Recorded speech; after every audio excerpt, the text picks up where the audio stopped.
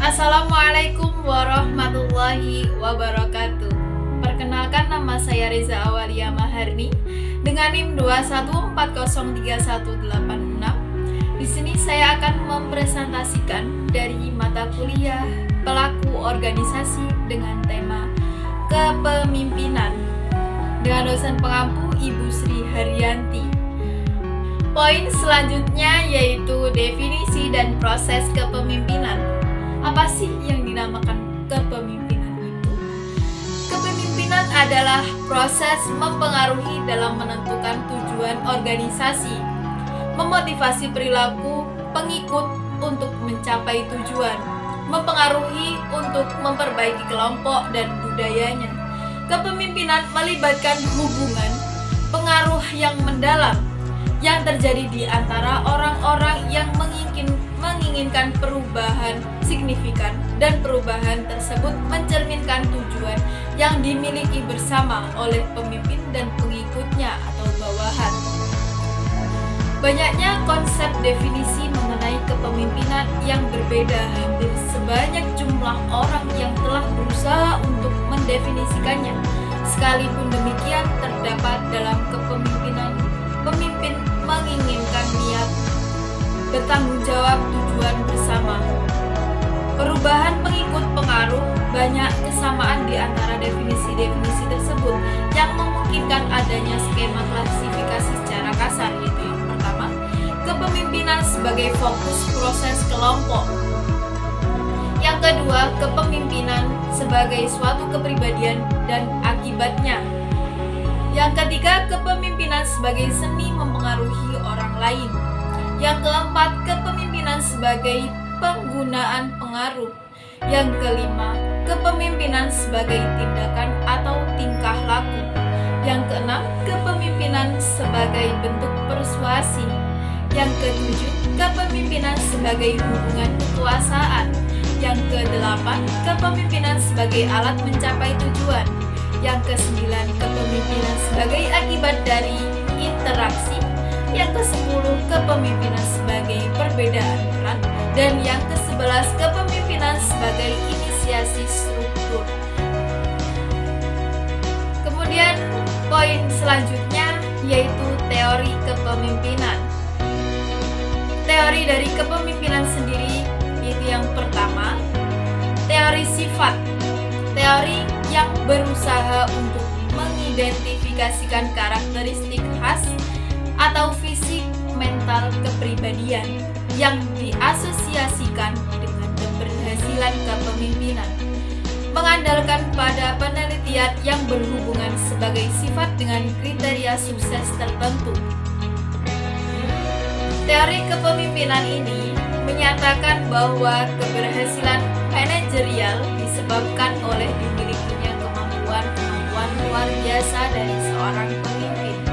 Yang pertama, intelijensia. Yang kedua, kepribadian. Yang ketiga, karakteristik fisik. Selanjutnya, teori pribadi perilaku. Di akhir tahun 1940-an, para peneliti mulai mengimplementasi pemikiran bahwa bagaimana seseorang berperilaku menentukan keefektifan kepemimpinan seseorang. Daripada berusaha menemukan sifat-sifat mereka, meneliti pengaruhnya pada prestasi dan kepuasan dari pengikut-pengikutnya. Kemudian teori yang terakhir yaitu teori kepemimpinan situasional. Suatu pendekatan terhadap kepemimpinan yang menyatakan bahwa pemimpin memahami perilakunya, sifat-sifat bawahannya, dan situasi sebelum menggunakan suatu gaya kepemimpinan tertentu. Pendekatan ini mensyaratkan pemimpin untuk memiliki keterampilan diagnostik dalam perilaku manusia. Poin selanjutnya yaitu model kepemimpinan integratif, instruksional, dan transformasional. Dalam model siklus tindakan kepemimpinannya, kepemimpinan diberlakukan sebagai rantai linear antara faktor kausal yang berhubungan dengan pilihan gaya kepemimpinan yang optimal dan tergantung pada berbagai kondisi organisasi internal dan eksternal. Bahwa saat kepemimpinan transformasi, berbagai hidup berdampingan kepemimpinan interaksional dan bentuk yang kepemimpinan terpadu berpengaruh terhadap prestasi sekolah dapat diukur dengan kualitas pedagogi dan prestasi siswa. Kepemimpinan integratif pula didefinisikan sebagai kepemimpinan koperasi, kepemimpinan demokratis yang menginteraksikan semua pemangku kepentingan, tujuan, dan peranan yang berbeda. Perpaduan kepemimpinan itu dilaksanakan karena masing-masing tidak secara efektif terjadi sendiri-sendiri. Terdapat model dan jenis kepemimpinan yang terpadu, yaitu integrasi dan instruksional dan transformasional. Yang kedua, integrasi antara transaksional, transformasional, dan transcendental. Yang ketiga, integrasi antara orang tujuan, struktur, dan peranan. Yang keempat, integrasi antara perilaku kepada tugas, hubungan, dan perubahan. Yang kelima, integrasi orientasi, yaitu kepada tugas, hubungan, perubahan, keperbagian, dan integritas.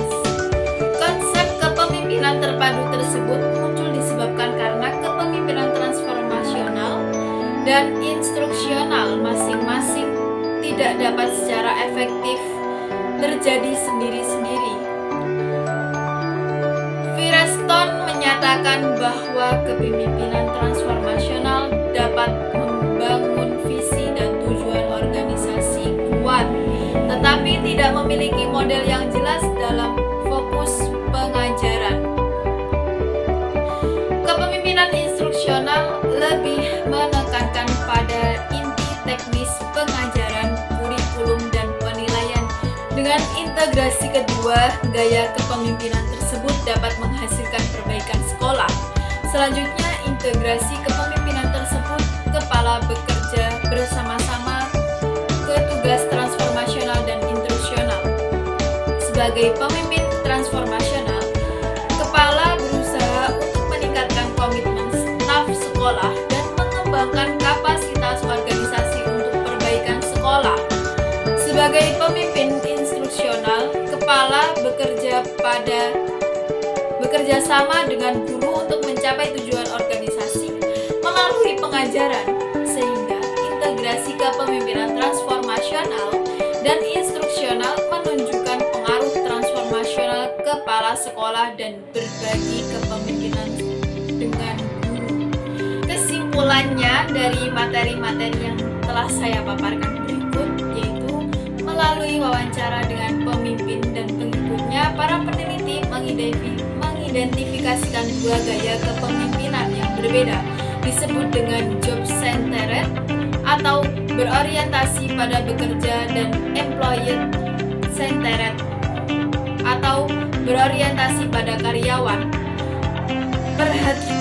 Perhatian pada orang dilihat sebagai suatu hal mewah yang tidak dapat selalu dipenuhi oleh pemimpin. Di antara beberapa program besar penelitian kepemimpinan yang berbentuk setelah Perang Dunia Kedua. Sekian pemaparan materi dari saya. Jika ada kurang lebihnya saya mohon maaf. Wabillahi taufik wal hidayah. Wassalamualaikum warahmatullahi wabarakatuh.